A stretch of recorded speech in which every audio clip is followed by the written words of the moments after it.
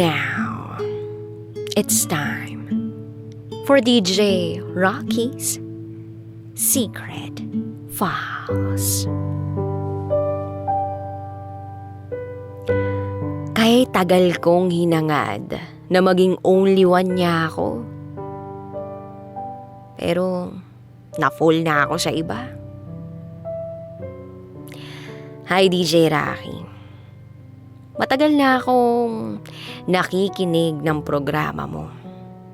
Naalala ko pa sa tuwing matutulog na kami ng jowa ko, nakikinig pa kami ng kwento mo. Hindi ko akalaing darating yung araw na magsusulat din ako ng secret file ko. Itago mo ako sa pangalang Kiel. At ito, ang aking secret file. 9 years. 9 years. Ganyan kami katagal nagsama. Nang jowa ko na minsay naging asawa ko.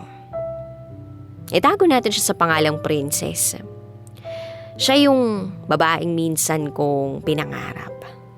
Siya yung babaeng halos hinangad ko buong buhay ko. Second year high school nung una ko siyang makilala.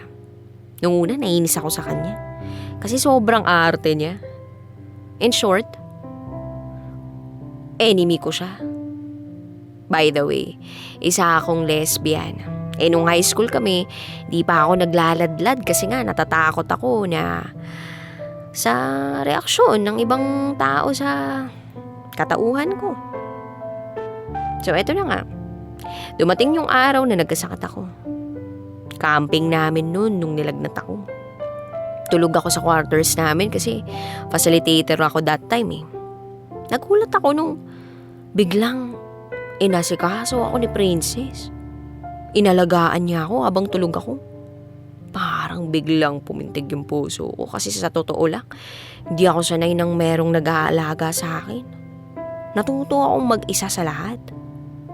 Kaya simula nung araw na yun, naging crush ko siya. Ginawa ko ang lahat para mapalapit sa kanya. So to make the story short, naging best friend ko siya. Alam mo yun, for the sake na makasama ko siya. Kahit alam kong may jowa siya noong mga panahong yun, mas pinili kong maging best friend niya ako para hindi siya mawala sa tabi ko. Para lagi lang siyang nasa akin.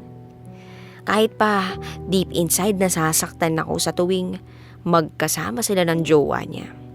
Pero wala naman akong magagawa eh. Mahal ko siya.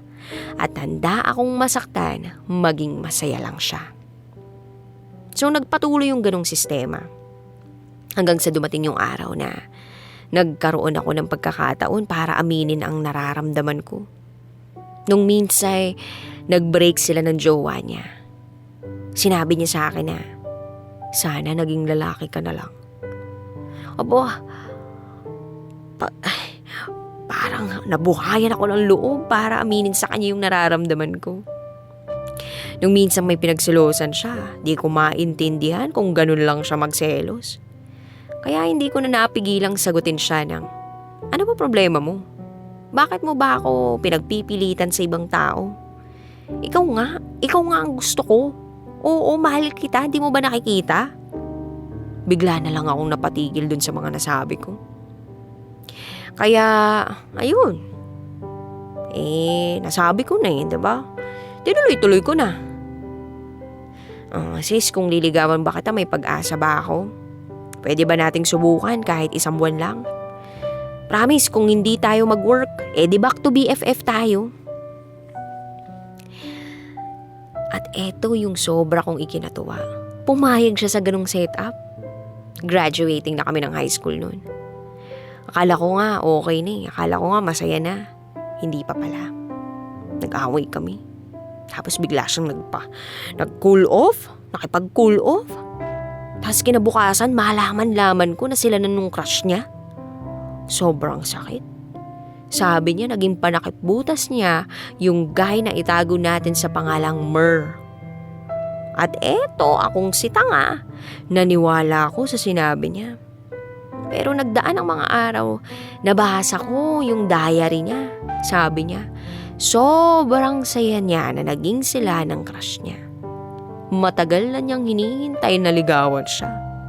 Kaya nung nagkaroon ng chance, sinagot niya agad. Doon na tumulo ang luha ko. Di ko alam na pinapaikot niya lang ako.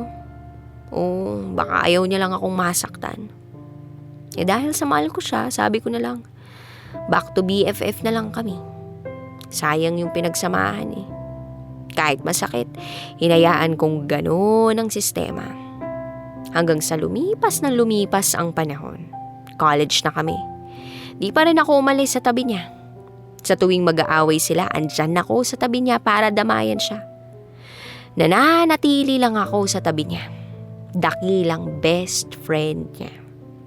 Then second year college, nag-decide kami mag-board.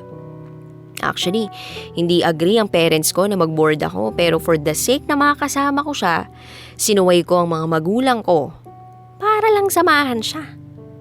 Hindi ako tumigil na mahalin siya, kahit alam kong may jowa siya. Binigyan niya ako ng pagkakataon para maging jowa niya sa isang kondisyon. Pangalawa ako. Oo, tanga na kong tanga. Ginusto kong maging kami kahit pangalawa lang ako.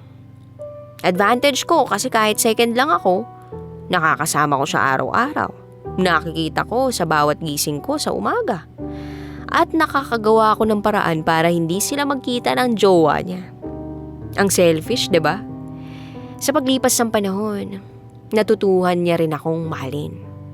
Hindi bilang BFF niya, kundi bilang partner niya. Umabot kami sa point na naghiwalay na sila ng jowa niya. At ako na ang naging only one niya. Sa wakas, sa hinaba-haba ng paghihintay, sa akin din siya bumagsak. Naging okay kami, naging maayos. Yung parang normal na magkasintahan. Legal, kumbaga. Pero sabi nga nila, walang perpektong relasyon. Bago sila maghiwalay ni Mer, meron akong nakilalang isang babae. Kaklase at tropa niya. Nung time na yun, siya yung laging tumutulak sa akin sa kanya. Ako si marupok na fool ako. Bago ako bumitaw, ilang beses ko siyang tinanong, sabi ko sa kanya.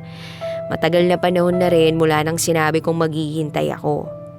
Hanggang sa araw na ako na lang dyan sa puso mo. Kaya lang, laging isa lang yung sagot niya sa akin eh. Kung sino magstay, dun daw siya. Kaya ayun, doon ako nag-decide na bitiwan na si Princess. Gusto ko na ng maayos na relasyon, yung may masasabing you and I. Hindi ko naman in-expect na nung pagbitaw ko, magbe-break sina Princess at jowa niya. Ayoko nang maniwala, ayoko nang mag-assume. Noong mga oras na dapat bibitaw na ako, doon niya ako nakita. Doon niya na iparamdam sa akin na ako lang. Ang daya ng tadhana, 'di ba? Kung kailan wala na ako doon. Doon din yung time na nangyari lahat ng pinapangarap ko. Tagal ko siyang inantay. Kaya tagal kong hinangad na maging only one niya ako, pero anong magagawa ko kung na-fall na ako sa iba? Di ko na alam kung ano susundin ko eh.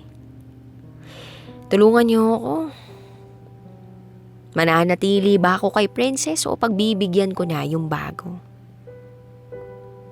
Muli, ako si Kiel. At ito ang aking secret vow. Always your number one. SM Radio Station. Love Radio. Kabisyo, nakarelate ka ba sa secret file na binasa ko? Kung nakarelate ka, mag-subscribe ka na dito sa aming YouTube channel at pindutin mo na rin ang notification bell para updated ka sa mga susunod na episodes ng DJ Rocky Secret File.